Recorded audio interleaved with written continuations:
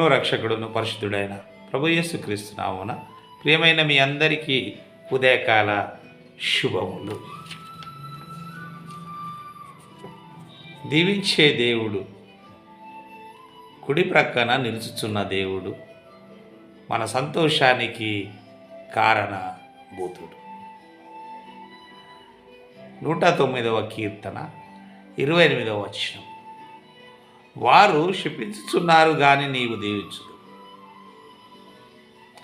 వారు లేచి అవమానము పొందెదరు గాని నీ సేవకుడు సంతోషించును.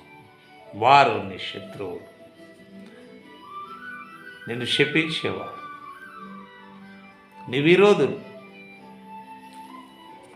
వారు నేను శపిస్తూనే ఉన్నారు, కానీ దేవుడు దీవిస్తూ ఉన్నాడు. భక్తుడు మాట్లాడుతూ వారు శపించుతున్నారు, మరి ఎన్నో మాటలు అంటున్నారు, ఎంతగానో శపిస్తున్నారు, కానీ నాకు పట్టింపు లేదు, ఎందుకంటే నీవు దీవించుదు. ఎంత గొప్ప నమ్మకం, విశ్వాసం అండి దావీదు భక్తుని. అతను కృంగిపోవటం లేదు. నా దేవుడు దీవించే దేవుడు నాకున్నాడు మాట్లాడుతున్నాడు. వారు శపించుదురు కానీ నీవు దీవించుదువు. అవును, మన దేవుడు మనల్ని దీవించే దేవుడుగానే ఉంటున్నాడు. వారు లేచి అవమానము పొందెదరు కానీ నీ సేవకుడు సంతోషించుడు. ఇక్కడ వారు లేచి అవమానం పొంది వారు వెళ్ళిపోతారు. వారు ఆ సభలో నిలవరు, ఆ సభలో వారు ఉండరు. వారికి అవమానం కలుగుతుంది, వారు లేచి వెళ్ళిపోతారు. కానీ నీ సేవకుడు సంతోషించును అని ఆయన చెప్తున్నాడు. అలాగే 31వ వచనము. దరిద్రుని ప్రాణమును విమర్శకు లోపరుచు వారి చేతిలో నుండి రక్షించుటకై యెహోవా అతని కుడి ప్రక్కను నిలుచుచున్నాడు. చూడండి, దరిద్రునికి ఎవరు ఉండరు. అతని ప్రాణమును విమర్శకు లోపరుచు వారి చేతిలో విసిగిస్తుంటారు, విమర్శకులు బాధ పెడుతుంటారు, అతని ప్రాణాన్ని దుఃఖపరుస్తుంటారు. ఎందుకంటే దరిద్రునికి ఎవరు లేరు కదా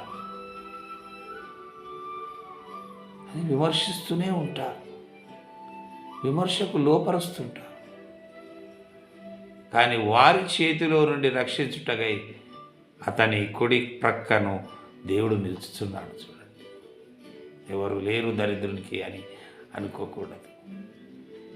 విమర్శించేవారు అనుకుంటారేమో, దరిద్రుని మేము విమర్శిస్తున్నాం, అతని ప్రాణాన్ని విసిగిస్తున్నాం, అతన్ని బాధ పెడుతున్నాం, అతన్ని దుఃఖపరుస్తున్నాం, అతన్ని గాయపరుస్తున్నామని విమర్శకులు సంతోషిస్తున్నారేమో. కానీ దరిద్రుల ప్రక్కన దేవుడు నిలుచుచూ ఉన్నాడు.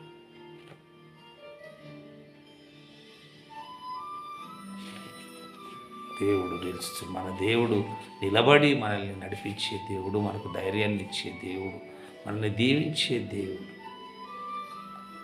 నూతన సంవత్సరంలోనికి మనము ప్రవేశిస్తున్నాం. మరి ఇటువంటి నిందలు, అవమానాలు మనకు ఎన్ని కలిగినా, నిందలను మనం విమర్శించాను, మన దేవుడు మన కుడి ప్రక్కన నిలుచుతూ ఉన్నాడు. ధైర్యంతో మనం ముందుకు సాగిపోవాలి. అటువంటి ధైర్యమును, శక్తిని, బలమును, కృపను దేవుడు మనకు అనుగ్రహించి మనం నడిపించునుగాక. ఆమేన్.